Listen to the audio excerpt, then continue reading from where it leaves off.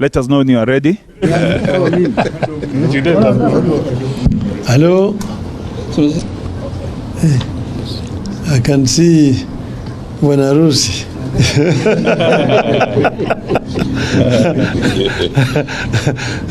Nitakuja kula mbuzi. Mchinjwa. Now, ladies and gentlemen, this is the Central Committee meeting of ODM, which has met most of this morning.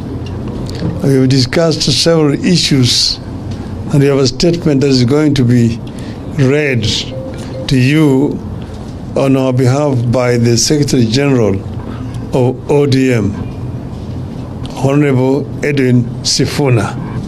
Karibu Mheshimiwa.